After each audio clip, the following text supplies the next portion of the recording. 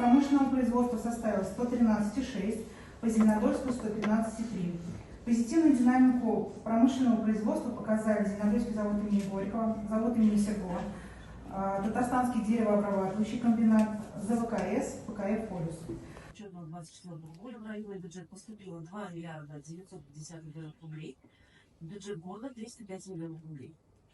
Структура доходов на следующем слайде.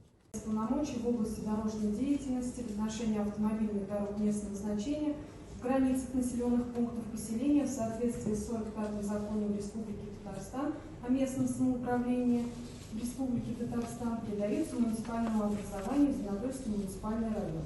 Основной целью передачи части полномочий по дорожной деятельности поселения является приведение дорожно-уличной сети в нормативное состояние следующих поселений: ПГТ Васильева, ПГТ Нижние Лозовые, Осиновское сельское поселение, Айшинское, Дешнинское, Раильское, Кугеевское, Большеключинское, Русско-Азелеевское, Ардигитовское, Октябрьское и Новопольское сельское поселение.